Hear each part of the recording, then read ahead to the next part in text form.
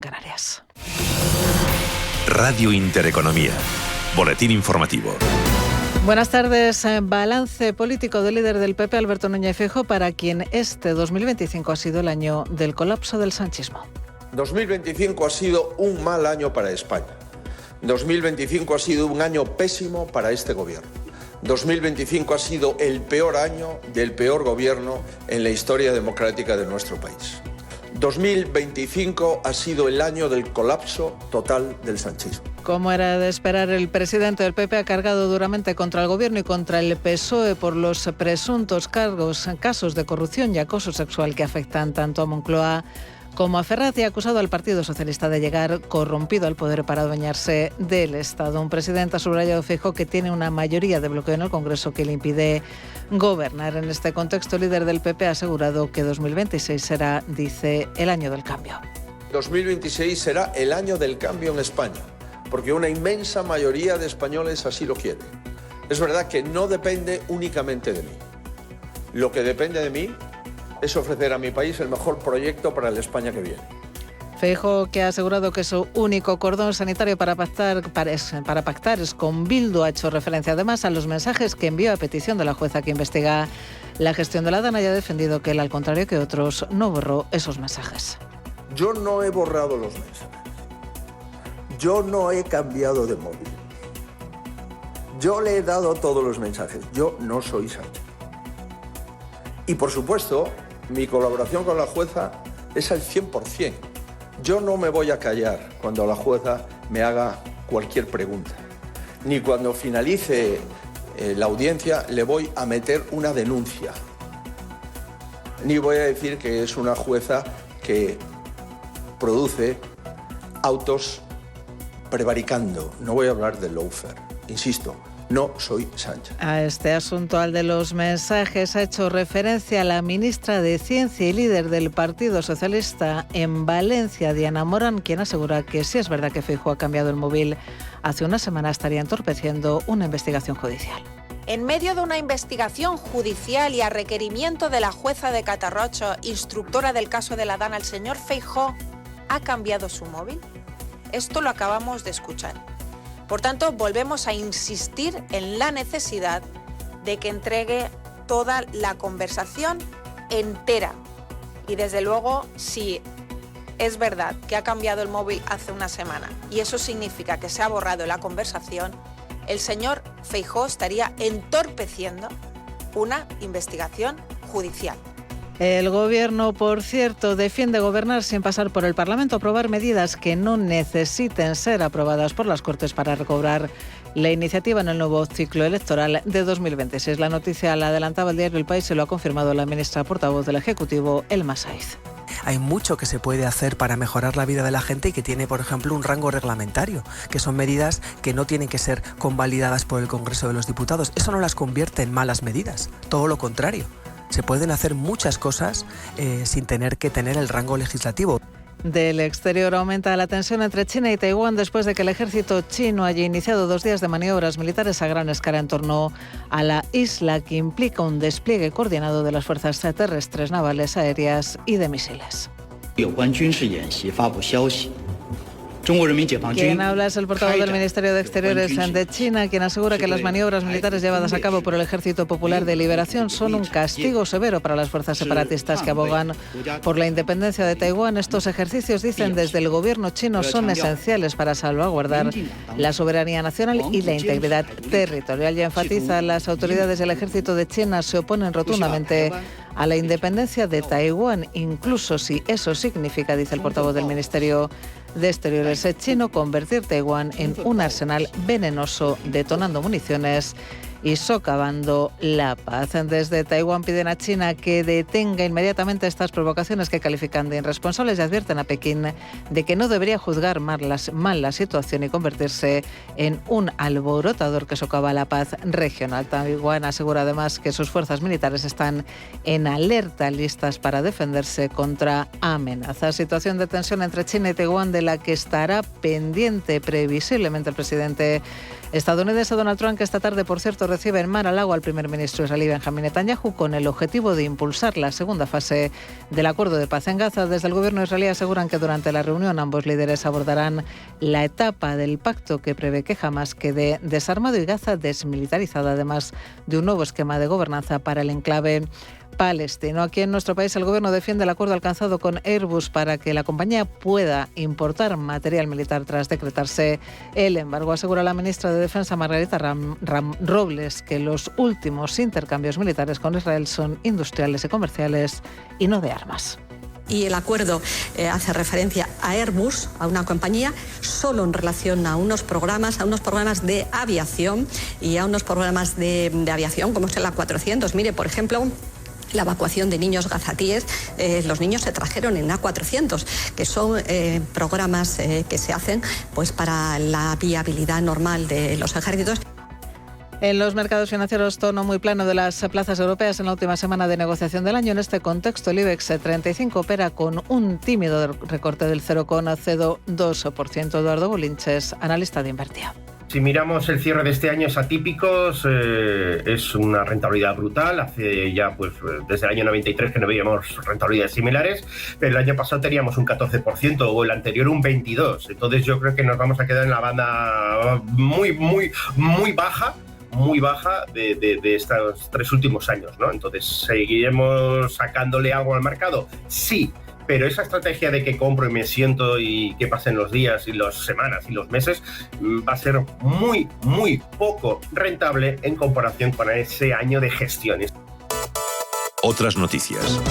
Y el presidente de Ucrania, Volodymyr Zelensky, ha asegurado que está listo para reunirse con su homólogo ruso, Vladimir Putin, para abordar la paz en la guerra ruso-ucraniana tras el último encuentro del líder del país invadido por Rusia con el jefe del Estado estadounidense, Donald Trump. ¿Cómo encontrarnos? ¿En qué formato? Dice Zelensky. Nos da igual, estamos listos. Palabras del presidente ucraniano tras reunirse ayer en Mar-a-Lago con el presidente estadounidense. Para Zelensky, Moscú debe ser coherente en lo que dice y hace su presidente en vista de que Rusia mantiene sus ataques contra Ucrania. Continúan escuchando Radio Intereconomía. Pueden seguir informados en intereconomía.com.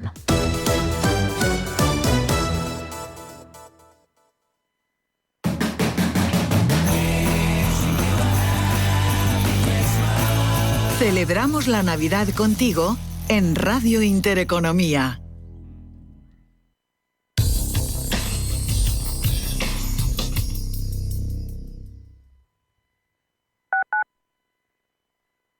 ¿Sabía usted que unos pies con problemas pueden paralizar nuestro ritmo de vida? Le proponemos una solución indolora, con una mínima incisión y con anestesia local aplicando las técnicas más avanzadas en cirugía del pie. Clínica Jiménez, calle Alcalá 378. Diagnóstico gratuito, 91 367 0071. Centro reconocido y autorizado por la Consejería de Salud y la Comunidad Económica Europea. 91 367 0071. Atención inversor, únete al club de inversión de Grupos Eneas. Estamos especializados en la compra, reforma y venta de inmuebles y otros activos, ofreciendo rentabilidades muy atractivas. Coinvierte con nosotros. 91 639 0347. Grupos Eneas, tu aliado en la inversión.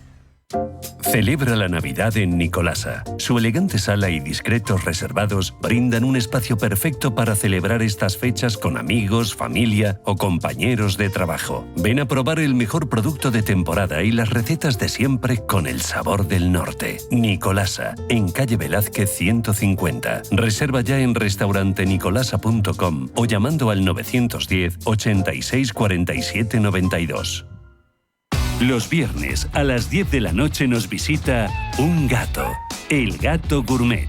En Radio Intereconomía, Andrés Sánchez Magro presenta una guía semanal gastronómica, enológica, de restaurantes, literaria, musical y con todos aquellos ingredientes para cocinar la buena vida. El Gato Gourmet, con el patrocinio de Marqués de Riscal, mejor viñedo del mundo 2024.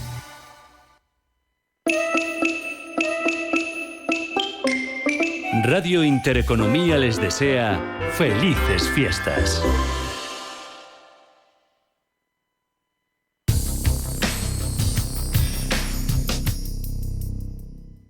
Cagmiñac le ofrece pulso geopolítico. Cagmiñac, la verdadera gestión activa de fondos de inversión desde 1989. Comunicación comercial. Invertir implica un riesgo de pérdida de capital.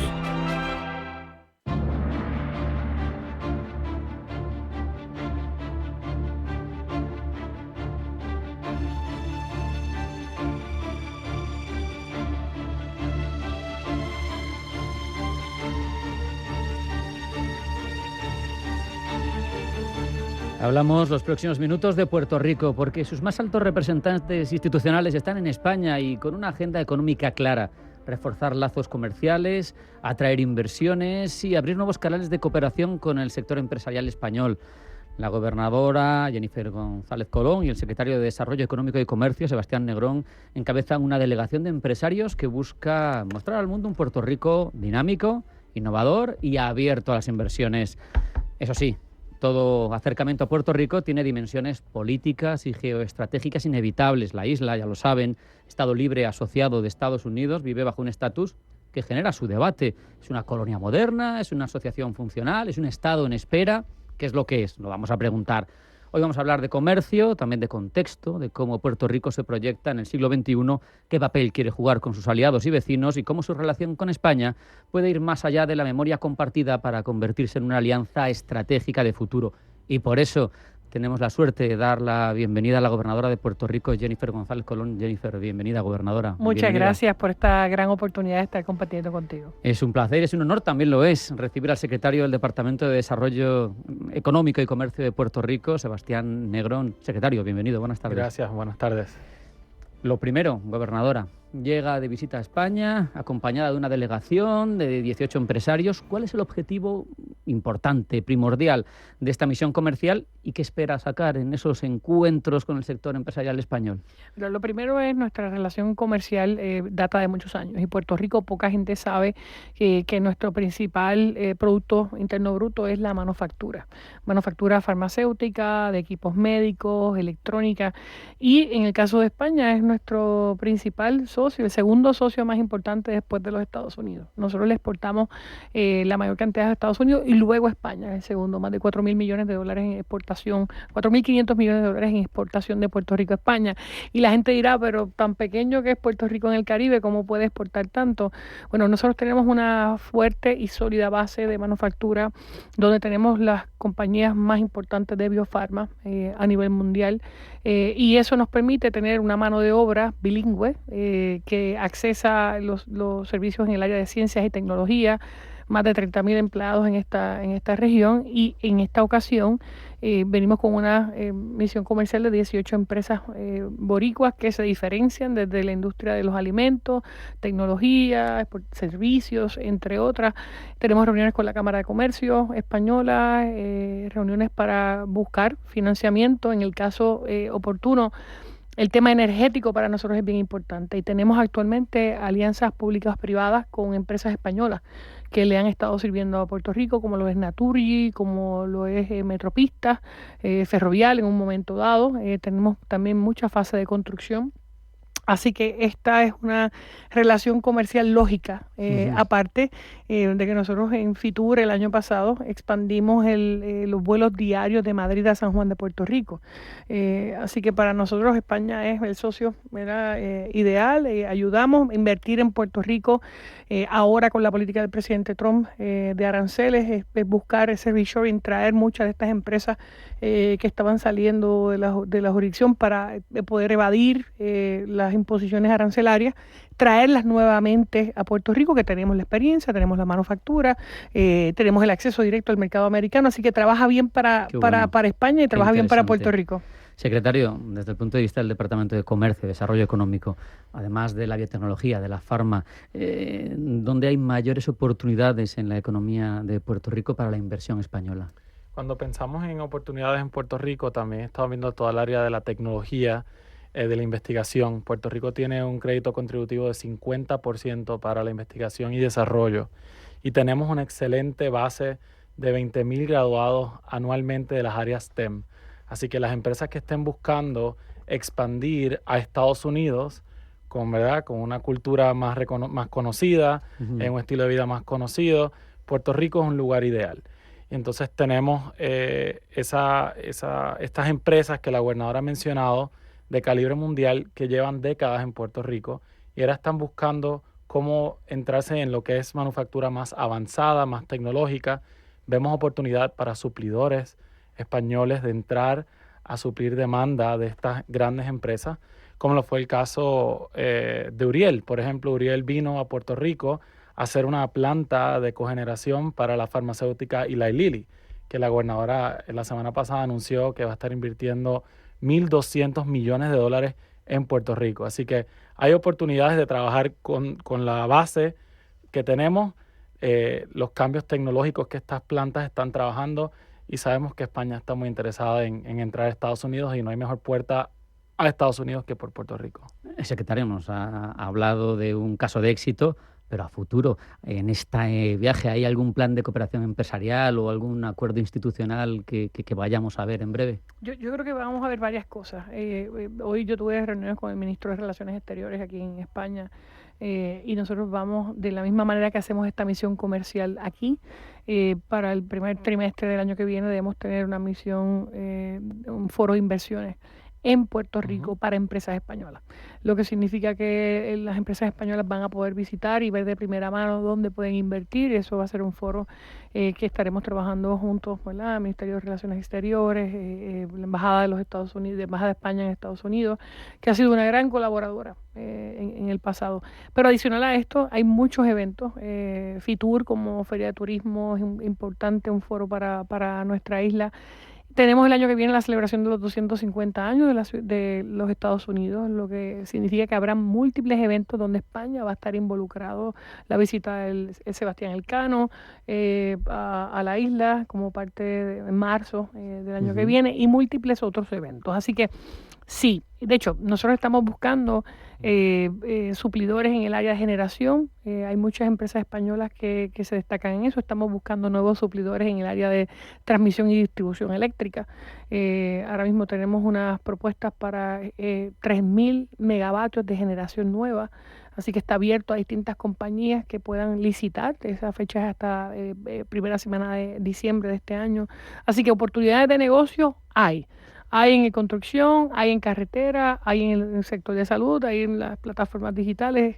Puerto Rico está abierto para hacer negocio. Eso en el propio Puerto Rico, pero además, gobernadora, se define como un puente, ¿no?, entre Estados Unidos y el resto del mundo, vaya, América Latina y Europa. ¿Cómo se aprovecha para atraer esas inversiones siendo ese puente, teniendo esas peculiaridades que tiene Puerto Rico? Bueno, la peculiaridad más importante es que tenemos una ciudadanía bilingüe, así que empresas españolas que quieran entrar a competir en el mercado americano pueden hacerlo por Puerto Rico, donde ya nuestro sistema financiero está conectado al sistema financiero americano y recibe los mismos incentivos contributivos. Así que en el término de Puerto Rico hay una cartera de incentivos, decretos que ayudan a muchas empresas a establecerse en la isla, a vivir en Puerto Rico, ¿verdad? Con unas escalas económicas muy atractivas y competitivas, pero ciertamente también posiciona a cualquier empresa a entrar en el mercado americano, siendo Puerto Rico parte de la jurisdicción. Y máxime cuando ya el propio presidente de los Estados Unidos ha dicho que con su política arancelaria, que tienes que tener tus fábricas en territorio americano, que mejor que en Puerto Rico, donde lo puedes hacer en español. Más fácil. Secretario, la relación con España y con Europa puede servir también para diversificar los socios económicos de Puerto Rico más allá del obvio mercado estadounidense que es el propio.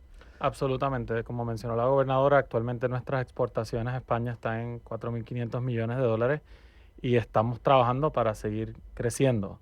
Igual vemos una oportunidad para las empresas españolas entrando a la economía de Puerto Rico, porque las importaciones son apenas $300 millones. Así que hay un superávit comercial para Puerto Rico muy positivo que queremos mantener, pero a la vez sabemos que hay oportunidad de estos suplidores, como mencionó la gobernadora.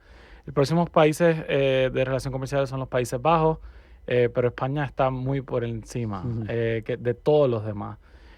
Vemos también ese intercambio del turismo gracias al vuelo de Iberia, que ahora la gobernadora ha anunciado que va a tener 2 frecuencias diarias en gran parte del año, y eso permite también un intercambio de pasajeros y de carga.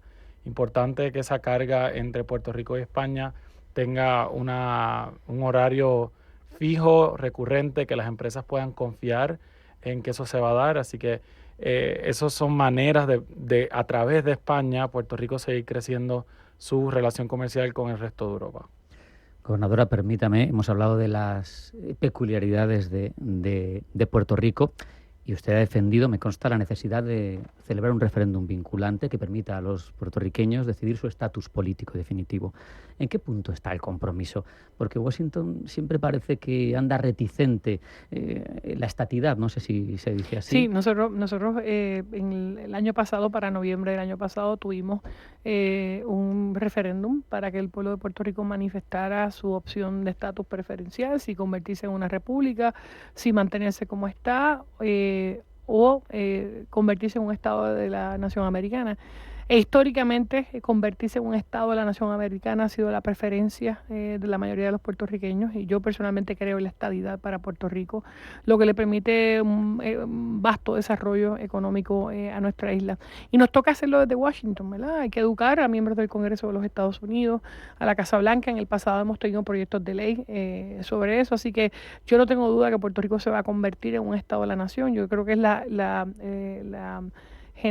maduración lógica de nuestra relación desde 1898, luego de la guerra hispanoamericana, que empezamos a formar parte de la nación como un territorio no incorporado, y que queremos afianzar esa relación hasta culminar, ¿verdad?, con el desarrollo a través de la estadidad. La gobernadora no habla de ello solamente habiendo sido elegida gobernadora de Puerto Rico, sino que antes fue comisionada en territorio estadounidense y allí también defendió estas posturas. Eso Entonces, yo pregunto, ¿la temperatura? La temperatura ¿Cómo está? La tenemos que formar nosotros, y yo creo que Puerto Rico está de moda. Y está de moda no solamente por las múltiples aportaciones que los puertorriqueños hacemos en las fuerzas militares, en el sector económico, en la música, en el deporte, en la ciencia, en la tecnología. Así que la realidad es que los puertorriqueños estamos en todos lados. Una isla que tiene 3.2 millones de ciudadanos residentes, habitantes, y tenemos más de 5.4 millones viviendo en los Estados Unidos continentales. Así que te habla de la fuerte presencia. Así que yo, previo a ser electa gobernadora de Puerto Rico el año pasado, representé al pueblo de Puerto Rico en el Congreso de los Estados Unidos por 8 años. Así que, y previo a eso fui presidenta de la Cámara de Representantes en la isla por 14, legisladora por 14 años.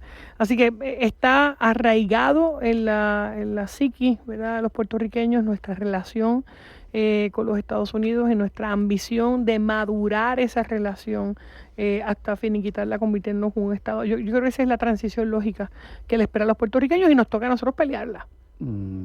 Quien a lo mejor no conozca mucho Puerto Rico o no sea ajeno a esa realidad, hay que entender que hay que explicarles que como Estado libre asociado, sus ciudadanos, por ejemplo, no pueden votar en la elección del presidente de Estados Unidos. Sí, tenemos unas limitaciones. Esas limitaciones que suponen para el pueblo puertorriqueño. Limitaciones que le imponen a Puerto Rico unas cargas que no puede manejar, como por ejemplo, si nosotros fuéramos un Estado de la nación americana, cualificaríamos para los mismos programas en el área de salud o de seguridad social. Nos permitiría mayor tipo de movimiento, seguridad. Al momento no es lo mismo tú invertir en un lugar con bandera americana que por las peculiaridades de no tener un sistema definido. Y en el caso de Puerto Rico ya estamos definidos, estamos intrínsecamente relacionados al sistema financiero y de seguridad de los Estados Unidos. Así que yo creo que las limitaciones son los índices de pobreza, ¿verdad? La capacidad de que nuestra gente pueda aspirar a más. Y esa actualmente pues no tenemos, por ejemplo, teniendo solamente un solo congresista que no tiene derecho al voto en el Congreso Federal, cuando deberíamos tener 2 senadores y al menos 4 congresistas, le da un poder político y un poder de participación a nuestra isla, incluso más alto que algunos de los otros estados. Y por eso yo creo que el pueblo de Puerto Rico siempre ha manifestado su anhelo de convertirse en un estado de la nación americana, y por eso tantos puertorriqueños donde se mudan a cualquier estado de la nación. Claro. Y yo creo que esa evolución lógica va a ocurrir. Para entendernos también, afecta al ciudadano puertorriqueño, pero también a la gobernadora, a la capacidad que tiene de gobernanza, ¿no? De proyectarse internacionalmente. Usted está trabajando por Puerto Rico y se puede proyectar, pero en ciertos aspectos y en otros no, ¿no? Al final, ¿qué margen tiene su gobierno para establecer relaciones con otros países sin pasar por Washington? ¿Es la economía y la cultura? La misma que tienen el resto de los gobernadores de los estados, ¿verdad? Los gobernadores de los estados que están en misiones comerciales como esta. Bueno. Nosotros estamos siendo auspiciados por la Administración Federal de Pequeñas y Medianas Empresas. Así que en el caso mío, que trabajo directamente de la mano con el gobierno federal, apalancamos la estrategia de Puerto Rico montada en la política pública del gobierno de los Estados Unidos. ¿Qué no puedo hacer? No puedo firmar un tratado comercial específicamente, pero puedo darte decretos contributivos e incentivos para que puedas establecer tus negocios en la isla. Así que lo puedo hacer desde el punto de vista de empresa privada, pero no a nivel de gobierno, porque ahí nosotros caemos bajo la política del secretario de Estado de los Estados Unidos, en este caso Marco Rubio. No sé si esta respuesta me la hace la gobernadora o el secretario. ¿Se ha calculado qué impacto tendría para el desarrollo de Puerto Rico conseguir la estadidad? Claro que sí. Los mejores ejemplos son cuando Hawái y Alaska, ambos territorios, en aquel momento se anexaron a la nación americana hace más de 70, 80 años. Sus economías se triplicaron en más de un 300%, se multiplicaron en más de un 300%. En el caso de Puerto Rico, la certeza jurídica, las oportunidades para, por ejemplo, lo que tiene que ver con seguridad, salud, educación, se fortalece la inversión en Puerto Rico y nos permite gozar. Ahora mismo nosotros tenemos que dar unos servicios de salud que el gobierno federal no nos reembolsa igual que si fueran otros estados. Así que tendríamos mucho más recursos para proveer servicios mandatorios de salud. Siendo conscientes de las limitaciones en política exterior que hay, pero al final Puerto Rico está donde está. Y además yo sé que la gobernadora no elude las respuestas cuando puede hacerlas. El momento geopolítico en el Caribe es delicado. Hay tensiones entre Estados Unidos y Venezuela. Hemos visto despliegues militares de Estados Unidos en todo el Caribe y también el uso del territorio puertorriqueño. ¿Cómo afecta ese entorno regional de inestabilidad ahora mismo a Puerto Rico? Yo creo que al revés. La presencia militar de los Estados Unidos en Puerto Rico y en la región del Caribe lo que está haciendo es solidificando la seguridad de la zona. Esta es una zona que recibe mucha droga de Venezuela y de los carteles venezolanos que dirige el narcodictador Nicolás Maduro. Y cuando eso ocurre, Puerto Rico casi siempre es la primera punta donde esa droga llega y de ahí pasa en transbordo a los Estados Unidos continentales. Así que mucho de la criminalidad que vemos en nuestras calles son producto de esa lucha contra de las drogas. Así que es la primera vez que el gobierno de los Estados Unidos ha tomado una ofensiva de proteger a sus ciudadanos americanos que viven en el Caribe, a esa frontera que ya de por sí es bastante grande, con navíos, portaaviones, aviones y los equipos militares que ya están en la isla y que se siguen posicionando para que el pueblo venezolano sepa que no están solos en la lucha que tienen. Yo creo que el reconocimiento que ha hecho los Estados Unidos, y tengo que reconocer a España, que ha reconocido a María Corina, a Guaidó en su momento dado, que albergan aquí a muchos líderes venezolanos, son parte de esa discusión. Y en el caso de Puerto Rico, nosotros también respaldamos el que ya este dictador, el codictador, no esté ahí. De hecho, hay una recompensa de más de $50 millones por su captura. Yo creo que toda esta presencia del poderío militar de los Estados Unidos en la zona nos brinda mayor seguridad. Evidentemente, en el caso de Puerto Rico nos posiciona para cualquier evento que allí suceda. O sea, que puedo decir sin temor a equivocarme que no solo es lealtad institucional debida, sino que es convencimiento. Sí, no, definitivamente. El hecho de que la seguridad, es la primera vez que el gobierno federal asume un tema de seguridad de la lucha contra los carteles de droga que le quita la vida a muchos ciudadanos americanos que viven en Puerto Rico como un asunto prioritario y moviliza a las fuerzas americanas para proteger la región. Los impactos que han habido en múltiples embarcaciones cargadas de droga se han hecho en esa jurisdicción gracias a esta presencia militar. Y yo creo que eso es lo que tenemos que hacer. La droga daña y quita vidas. Y en el caso nuestro no teníamos manera de una isla de 100 millas por 35 de poder proteger toda la entrada de droga. Ahora con todos los sistemas que tenemos allí y una fuerte presencia, tengo que decir, de militar en la zona, le da seguridad no solamente a Puerto Rico, a las Islas Vírgenes, que también es otra de los territorios americanos.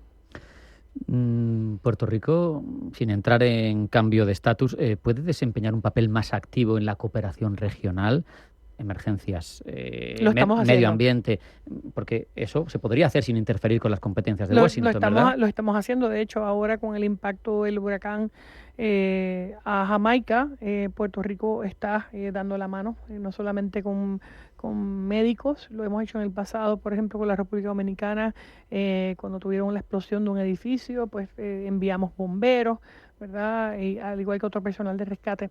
Así que Puerto Rico siempre va a estar a la disposición de nuestros vecinos, países hermanos, que nos han ayudado a nosotros cuando hemos estado acechados por huracanes. Así que nosotros lo hemos experimentado y lo hacemos propiamente también en la necesidad de nuestros otros países. Y ahora, en el caso mío como gobernadora, estamos incluyendo la visión de negocios, así que acabamos de inaugurar unas líneas aéreas con destinos regionales a otras islas del Caribe, porque la conectividad en el Caribe es un poco complicado. Siempre tenías que viajar de Miami o de República Dominicana al resto de las islas menores. Nosotros estamos posicionando a Puerto Rico para hacer un hub y poder tener más tránsito entre las islas del Caribe. Todo muy bien trabado. Se incrementan las frecuencias de vuelo desde España, ¿no? Con lo que se acerca al turista europeo. Puntos de conexión, así que un español puede, o un europeo, llegar a un vuelo directo de Iberia a San Juan y de ahí interconectarse, ya sea por barco o en crucero, o en estos pequeños vuelos que estamos teniendo a otras islas del Caribe, como en el caso de San Martín y otras islas. Secretario, la gobernadora hablaba de algún huracán también devastador sufrido por el propio Puerto Rico. ¿Cómo se reconstruye el tejido productivo de un país cuando tiene una catástrofe climática de este tipo? Reconociendo, ¿verdad?, el sufrimiento que hubo a nivel de la ciudadanía, creo que en parte los puertorriqueños se levantaron aliados de unas plantas de manufactura que hay en nuestra isla que son de las más resilientes a nivel mundial. Tienes algunas plantas que comenzaron a producir horas luego de la llegada del huracán María, y eso fue una manera de enseñar que, aunque fue terrible el proceso del huracán, estas plantas son de las más resilientes a nivel mundial. Hoy, con inversiones de cogeneración eléctrica, estas plantas, nos dicen los directivos, son ejemplos que ellos utilizan para comparar con otros países de cómo tener la producción 24/7. A la gobernadora le gusta hablar de que Puerto Rico es hasta más resiliente que algunos de los estados en Estados Unidos donde no tenemos problemas de tormentas de nieve. Nosotros, nuestra producción puede ser constante, y tenemos el mejor talento. Así que Puerto Rico se levanta muy rápido y estamos muy prestos a este nuevo resurgimiento de la manufactura en la isla, que en 10 meses ya hemos anunciado más de 2.200 millones de inversión, 4.000 nuevos empleos comprometidos. Y estamos empezando. O sea, la gobernadora y yo estamos reuniéndonos directamente con los directivos de estas empresas para proponer oportunidades de inversión en la isla, porque Puerto Rico tiene una base muy sólida y estamos listos para llevarla al próximo nivel. Yo creo que el asunto de los huracanes, mucha gente se asusta. Bueno, es una isla por el Caribe, pasan los huracanes, pero no nos tocan otros desastres, ¿verdad? Uh-huh. Y en el caso de la isla, pues como sabemos que tenemos una condición geográfica que de cierta fecha a noviembre 20 es la temporada de huracanes, nos hemos preparado y hemos hecho, ¿verdad? Somos bastante resilientes, nos vamos a poner de pie mucho más rápido. Y los puertorriqueños de por sí no le tenemos miedo, ¿verdad?, a nada, solo a Dios. Trabajamos y se coordina, y la relación con los Estados Unidos se convierte en una indispensable para poder hacer esa reconstrucción. De hecho, tenemos una inversión de más de $80.000 millones de fondos del gobierno federal en proyectos de infraestructura en la isla, que van desde temas de energía, construcción, carreteras, puentes, salud, entre otras áreas, desarrollo de pequeños y medianos negocios, comercio, y nosotros lo vamos a usar hasta el final. ¿Qué mensaje le gustaría trasladar a los empresarios españoles sobre el vigor económico de Puerto Rico? Puerto Rico está listo para hacer negocio, que yo como gobernadora he aprobado distintas órdenes ejecutivas para hacer mucho más rápido el proceso de permisos, al punto de que en lugar de que tener que estar visitando múltiples agencias de gobierno para hacer una gestión de negocios en Puerto Rico, hemos nombrado un estilo de ballet, un concierge que solamente a través del Departamento de Desarrollo Económico le hacen todas las gestiones, ¿verdad? Les facilita la vida. Estamos cortando el tiempo de permisos en Puerto Rico porque lo que queremos es que la gente invierta, produzca, tenga generación de empleos y dinero. Así que lo estamos haciendo con un enfoque bien moderno. Tenemos muchos startups, ¿verdad? Pequeñas empresas, tecnología, ciencia y obviamente nuestro fuerte, nuestro duro, que siempre va a ser la manufactura en todas sus detalles. Textil, estamos en el área de aeroespacial, estamos en el área de defensa, tenemos en el área de equipos médicos, biomédicos, biofarma, electrónicos, entre otros. La gente se sorprendería los tipos de empresas que tenemos en Puerto Rico. Tenemos 11 de las principales 20 compañías farmacéuticas en el mundo. Somos el primer exportador de productos de biofarma de los Estados Unidos, o sea, le vendemos. Y yo creo que tenemos también 8 de las primeras 20 compañías en equipos electrónicos, biomédicos. La verdad es que, teniendo en cuenta que el Caribe habitualmente tiene otras industrias de otro tipo, más terciarias, servicios, etcétera, tener 42% de nuestra economía es manufactura. Teniendo trabajo industrial, teniendo salarios industriales, un sector industrial, es lo que busca todas las economías. Aquí estamos penando con el 16% de la economía en industria, intentando llegar al 20% y no arrancamos. En el caso nuestro, para nosotros lo más importante son los empleos mejor pagados. Claro. Y los que producen a futuro. Y en el caso de nuestra isla, lo apostamos todo a este sector. Así que todo el viaje de gobierno se está moviendo a aprovechar la política pública del presidente Trump de aranceles para que estas empresas se desarrollen en territorio americano. Y qué mejor para una empresa española o europea que establecerse en Puerto Rico, que hablamos 2 idiomas, que es un mercado directo a la nación. Esa era también otra cuestión que se me escapaba. Vienen aquí desde el gobierno de Puerto Rico para establecer relaciones con empresas españolas, pero también europeas. Europeas supongo. También, claro, y esta es la entrada. Claro. Madrid se convierte en la entrada de Puerto Rico a Europa. Nosotros tenemos empresas suizas en la isla, tenemos alemanas en la isla, compañías israelíes en la isla, así que muchas irlandesas, tenemos compañías en Puerto Rico, así que empresas de muchos años, empresas como, y obviamente hay americanas también, Stryker, Abbott, Fresenius, empresas japonesas, Terumo, establecidas en Puerto Rico, Johnson & Johnson, AstraZeneca, Eli Lilly, Amgen, ¿verdad? Tenemos una lista de compañías que son expertas en distintas áreas.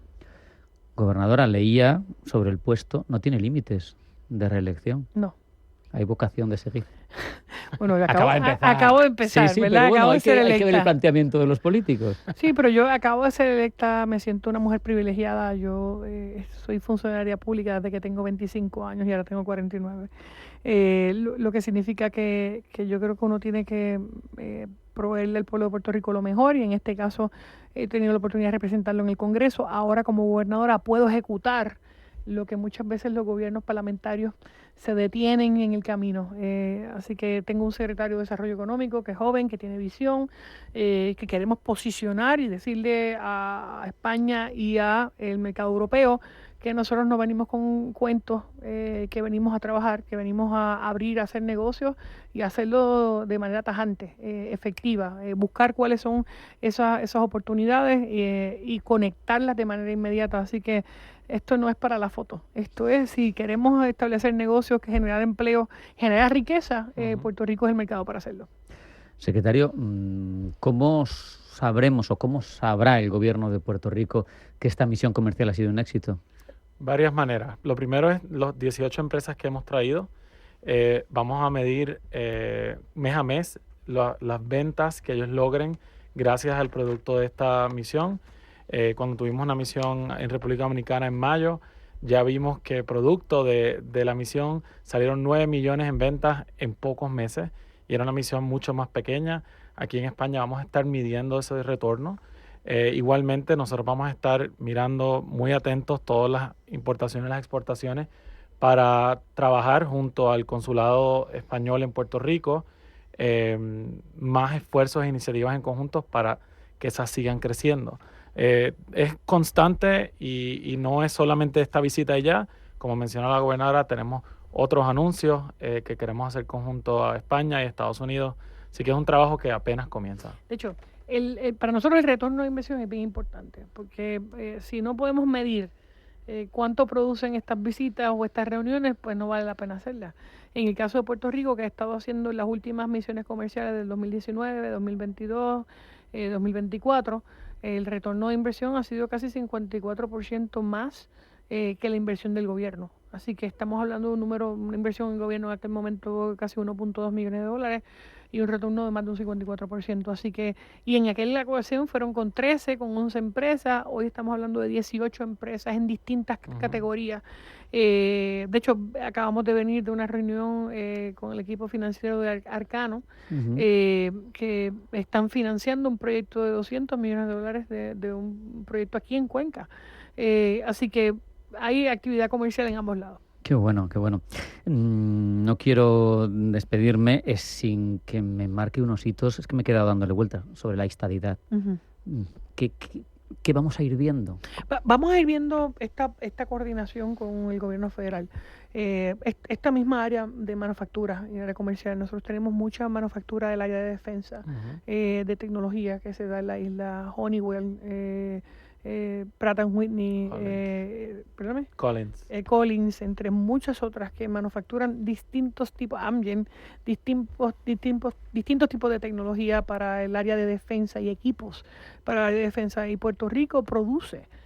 Así que Puerto Rico va a ser un estado que no va a ser una carga, que va a producir, de hecho como lo estamos haciendo actualmente, así que muy distinto quizás a lo que fueron territorios anteriores, y Puerto Rico está listo para integrarse como un estado pleno de la nación, además de la cantidad de puertorriqueños que ha servido en nuestras Fuerzas Armadas. Puerto Rico es uno de los jurisdicciones de los Estados Unidos de mayor participación per cápita. Territorialmente hablando, producimos mucha gente que ha estado desde la Guerra Civil, la Primera, la Segunda Guerra Mundial y cada conflicto bélico en lo que los Estados Unidos ha estado participando, al punto que yo tuve la oportunidad de viajar con el Congreso de los Estados Unidos, que tenemos puertorriqueños en casi todas las bases del mundo. Y no son precisamente pocas. No son pocas, y de hecho ahora se están solidificando. Tuve la oportunidad de venir aquí a Morón, a Jerez, a ver esas bases en el pasado. Así que la participación de los puertorriqueños y nuestra lealtad a la nación americana siempre ha sido de vanguardia. Y los puertorriqueños atesoramos nuestra relación permanente con los Estados Unidos, y la estadidad lo que hace es llevarla a otro nivel. No podemos más que agradecer al secretario del Departamento de Desarrollo Económico y Comercio de Puerto Rico, a Sebastián Negrón, y especialmente a la gobernadora de Puerto Rico, a Jennifer González Colón, que han tenido la deferencia de acercarse aquí a Pulso Geopolítico para hablar con nosotros y para contarnos toda esa pujanza que gira en torno a Puerto Rico y todas esas aspiraciones. Muchas gracias. No, gracias a ustedes. Gracias. Y en momentos donde quizás Venezuela y Colombia se han convertido en unos ambientes bastante hostiles y de incertidumbre económica, Puerto Rico se convierte en un lugar de hacer negocios próspero para empresas españolas y europeas, y con la salvaguarda y la protección de la full faith and credit de la bandera americana. Con ese mensaje nos quedamos.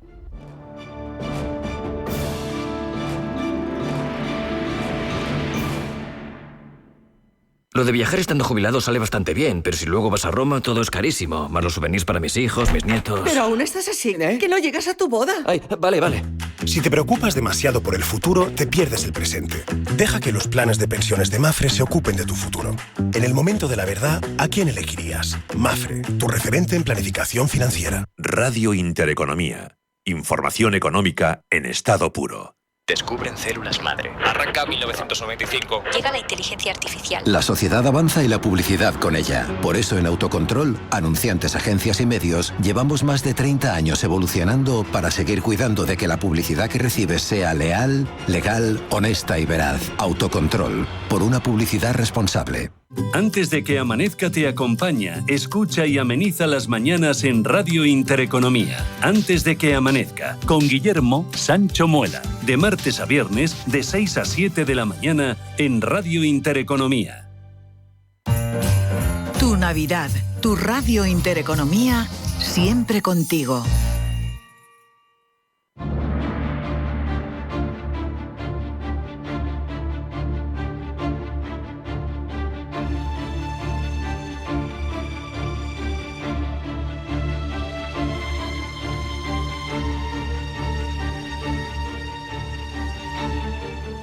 Se acaban de cumplir 100 años de uno de los hitos más relevantes de la historia militar española, el desembarco de Alhucemas de 1925, una operación que para muchos marcó un antes y un después en la guerra de Marruecos, que fue un desafío técnico, logístico, pero también un episodio cargado y granado de contexto político, diplomático, geopolítico incluso. Por eso hemos invitado para hablar de ello a Roberto Muñoz Bolaños, que es profesor de Ciencias Sociales en la Universidad Camilo José Cela y en la del Atlántico Medio.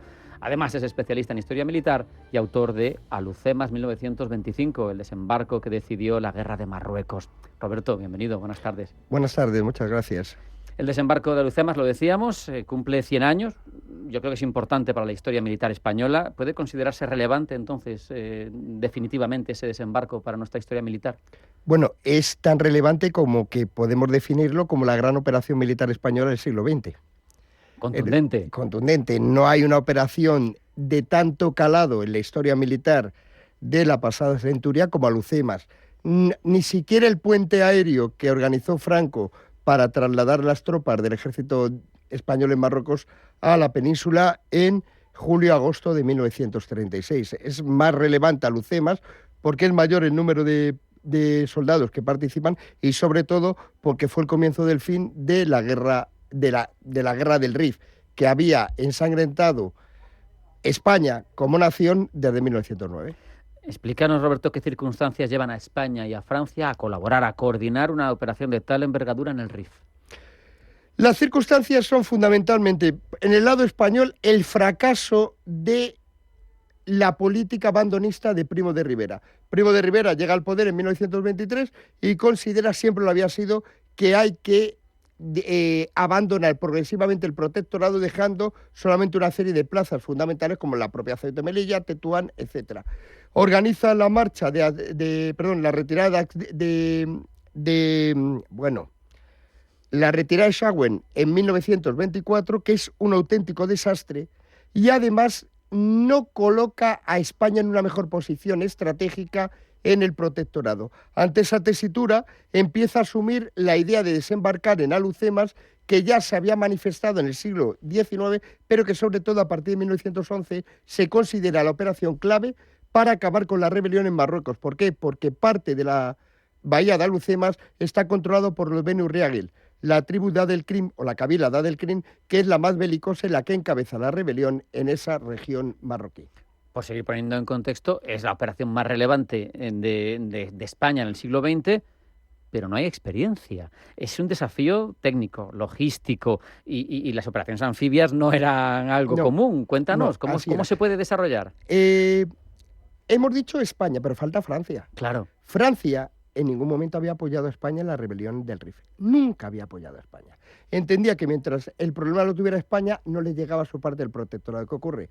Que en 1925, tras enfrentarse y derrotar a España, Adelkrim ataca a Francia. Y es en ese momento cuando los franceses se dan cuenta de que hay que acabar con el problema de la rebelión del Rif. ¿Por qué? Porque sobre todo no es solamente en Marruecos, es también en un momento en que se empiezan a desarrollar movimientos anticoloniales que pueden afectar a otros territorios del Imperio francés. Y respecto a la experiencia, no hay experiencia, porque la única experiencia que había es la de Galípoli, que había sido un fracaso. Luego había habido una operación en el Báltico en 1917, Albión, que la habían organizado los alemanes, que sí había sido un éxito, pero era muy desconocida. Entonces, los españoles diseñan el desembarco casi partiendo de cero. Qué bueno. Casi partiendo de cero. Sí, hay una tradición de desembarcos anteriores españoles, pero estamos hablando del siglo XVII, XVIII, pero no tienen una experiencia previa. Sí es cierto que en marzo hacen un desembarco en Alcázar Seguer, pero muy pequeñito, que les sirve de modelo, pero es en mismo 1925. Luego, evidentemente, diseñan ese desembarco. Es cierto, como ya he dicho, que hay una tradición española y que esa operación se venía rondando y se venía planificando desde 1911. Pero es cierto que en el siglo XX parten casi de cero. Una de las aclaraciones que te he leído hacer es que, a pesar de lo que se ha hablado, este desembarco en Alhucemas no es referencia directa, al menos, del de Normandía, ¿verdad? No es referencia directa, pero sí es referencia indirecta. Es decir, una vez que tiene éxito el desembarco de Alhucemas, se va a estudiar por los marines norteamericanos y va a ser la base del manual de guerra anfibia que editan en 1934. También es conocida en Inglaterra. Es curioso que yo, leyendo a los ingleses, lo único que sacaron fue fallos del desembarco. No sacan ninguna, incluso fallos que no tuvieron lugar. Es decir, van más allá. La leyenda negra. Van más allá de los errores que pudo haber, pero ellos incluyen otros errores que realmente no fueron errores. Y también se estudió en Francia. Por tanto, yo siempre digo, no es referencia directa del desembarco de Normandía, pero sí es indirecta. Es decir, si sirve de base para desarrollar una doctrina anfibia en Estados Unidos, aunque sea del Cuerpo de Marines, luego sirve de referencia indirecta para los posibles desembarcos que tienen lugar en la Segunda Guerra Mundial. En torno a su éxito, ¿qué influencia tuvieron los medios aéreos o incluso los franceses que se animan a colaborar? También en sus tácticas he leído que ayudaron en cierta medida por la experiencia que habían tenido en la parte suya del protectorado. Sí, pero vamos, el desembarco es español. Sí. Es decir, apoyan los franceses con barcos y aviones, pero el desembarco es español. ¿Cuál es la clave del desembarco? En primer lugar, lo bien adiestradas que están las tropas españolas, especialmente las que pertenecen a la brigada Saro, que es la que lleva a cabo el desembarco. Luego hay otra brigada, que es la Fernández Pérez, que desembarca posteriormente. Pero el día 8 desembarcan las unidades de la brigada Saro y fundamentalmente, evidentemente, los profesionales españoles. Estamos hablando de legionarios, estamos hablando de guerreros de las Jarcas, y estamos hablando de guerreros de las Mejalas, siempre encuadrados por españoles. Y luego el magnífico papel que hace la aviación. La aviación es clave para asegurar el desembarco. Los españoles son pioneros en el uso del bombardeo aéreo. Qué bueno. Y evidentemente utilizan el bombardeo aéreo, utilizan bombas de gas, de hiperita, sobre todo para dañar la retaguardia rifeña, y evidentemente tanto los soldados españoles como los medios aéreos son claves, también la Marina. Lo que pasa es que con la Marina hay un problema, el tiro de los barcos navales es un tiro recto y ahí se necesitaba un tiro oblicuo para alcanzar las baterías rifeñas. Pero también la Marina es clave porque es la que protege el convoy hasta llegar a Alhucemas y evidentemente es la que transporta a los soldados hasta las playas. ¿Se puede hablar de un antes y un después para la guerra de Marruecos con esta operación? Sí. La clave, yo defiendo que lo que hace es permitir a España recuperar la iniciativa estratégica.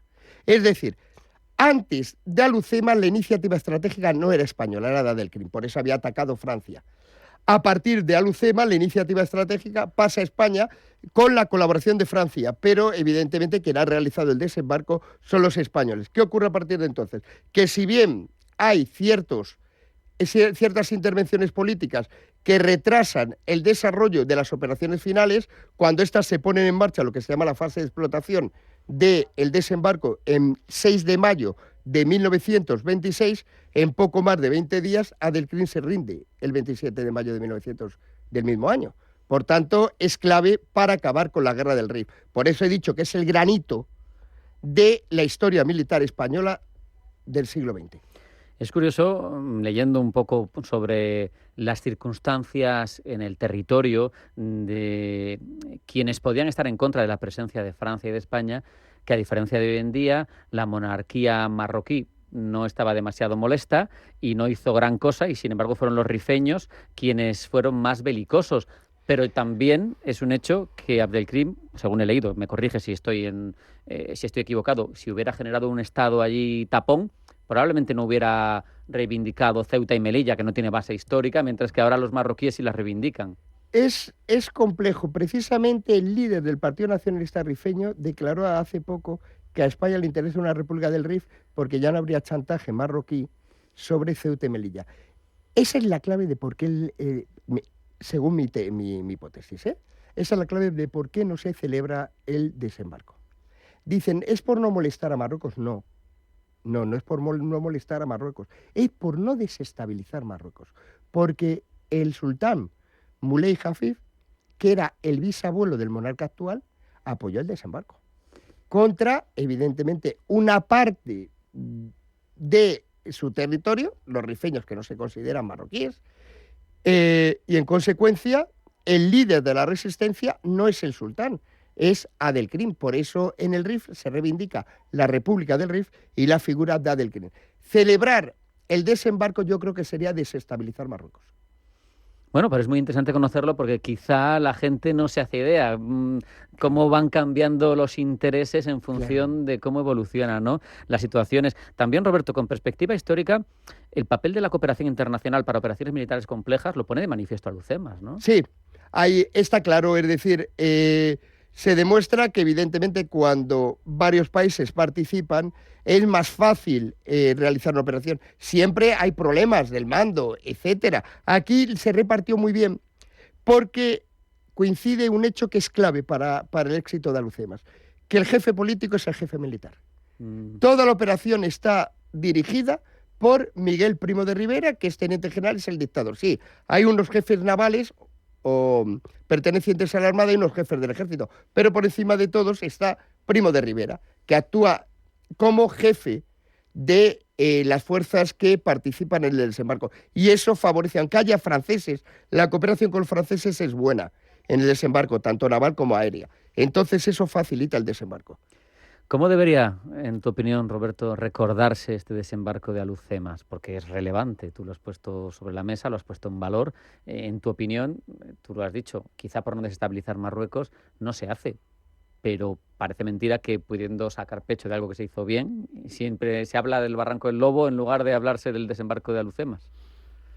Hombre, yo no estoy en el gobierno, pero yo hubiera hecho una conmemoración ayer. Una conmemoración y de alguna manera yo hubiera... En esa conmemoración hubieran estado presentes las unidades que participaron en ese desembarco, que siguen existiendo, evidentemente no con los mismos jefes ni soldados, pero siguen existiendo, porque realmente es un hito en la historia militar española. Entonces las banderas de la Legión que participaron, los regulares que participaron, los batallones de los diferentes regimientos, la propia Infantería de Marina, que aportó un batallón, etcétera. Digamos que había que hacer una conmemoración, o debería haberse hecho una conmemoración en honor de todas las unidades que participaron y evidentemente, es mi opinión, presidida por Su Majestad el Rey como capitán general de los ejércitos. Sacando pecho de un hito en la historia de las operaciones complejas de los desembarcos navales y que bueno, al final estuvo bien hecho, ¿no? Se me olvidaba, y hubiera invitado a Francia. Porque también participaron. Es decir, hubiera invitado a Francia y hubiera sido una conmemoración internacional presidida por Su Majestad el Rey como capitán general de los ejércitos. Nos sobran complejos y nos falta capacidad de presumir de las cosas bien hechas, pero nosotros hemos intentado aportar nuestro granito de arena, conocer mejor la operación, que de nombre en muchos casos la conocemos, pero no en detalle. Por eso hemos tenido la suerte de contar con Roberto Muñoz Bolaños, ya saben, autor de ese Alucemas 1925, el desembarco que decidió la guerra de Marruecos. Ha sido un placer hablar con alguien que nos ha podido hablar de la operación con tanta autoridad como tú, Roberto. Muchas gracias. Muchísimas gracias. Un abrazo. Hasta la próxima. Hasta la próxima.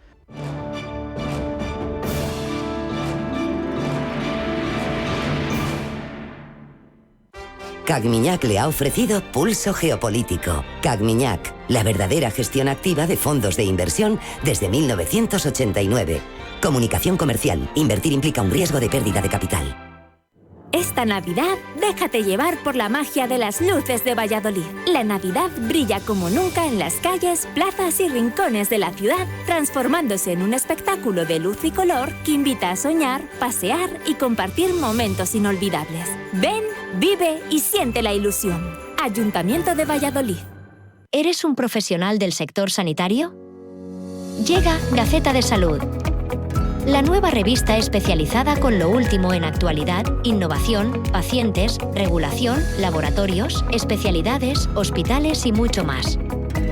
Suscríbete gratis en gacetadesalud.com y elige tu formato. Edición web con las últimas noticias, revista mensual con envío a domicilio o edición PDF en tu dirección de email.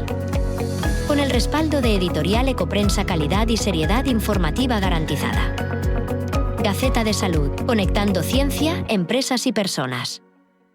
El equipo más osado de las ondas en las mañanas de los domingos de Radio Intereconomía. Sin palos en las ruedas. De 8:30 a 10 de la mañana podrás disfrutar de la mejor actualidad, conocimiento y humor sin barreras. Y si te quedas con más ganas, escúchanos los lunes a las 10 de la noche. Sin palos en las ruedas. Los domingos a las 8:30 de la mañana y los lunes a las 10 de la noche.